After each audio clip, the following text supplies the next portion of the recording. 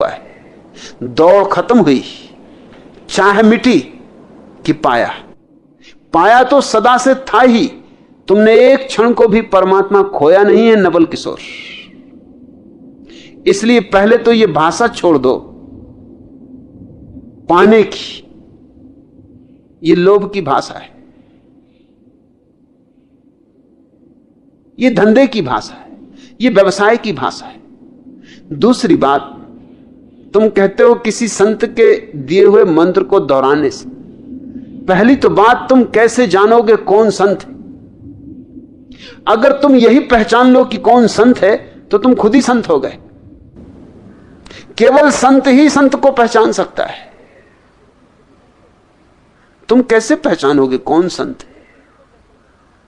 जिसको भीड़ संत कहती होगी उसी को तुम संत मान लोगे, और भीड़ को कुछ पता है? भीड़ तो मूढ़ों की जमात है। एक बात तो पक्की है कि जिसको भीड़ संत कहे जरा सावधान रहना, उस पर तो प्रश्नवाचक चिन्ह लगा देना, क्योंकि भीड़ उसको ही संत कहेगी जो भीड़ की अपेक्षाओं के अनुकूल पड़ता होगा। जैन दिगंबर जैन नंगे आदमी को संत कहेंगे, बौद्ध भिक्षु नहीं कहेंगे उसको संत।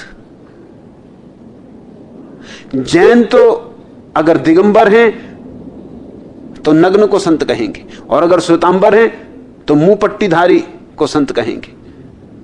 दिगंबर मुंह पट्टीधारी पे हंसेंगे क्योंकि ये तो परिग्रह ही है, मुंह पे पट्टी बांधना, ये तो आरोपण है। और श्वेतांबर नग्न जैन मुनि पे हंसेंगे कि ये तो अशोभन है, अशिष्ट है, अभद्र है। सूफी फकीर हिंदू फकीर पे हंसेंगे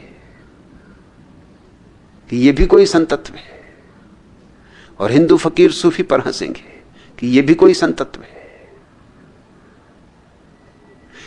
ईसाई तो उसको संत कहेंगे जो दरिद्रों की सेवा कर रहा हो, और भारत में संतों ने कभी किसी की सेवा नहीं की, ख्याल रखना। यहां तो संतों की सेवा करनी पड़ती। यहां तो जैन अपने संत के जब दर्शन को जाते हो, उनसे पूछो कहां जाते हो, तो वो कहते हैं संत की सेवा करने जा रहे। संत और सेवा करे, कौन करवाएगा संत से सेवा?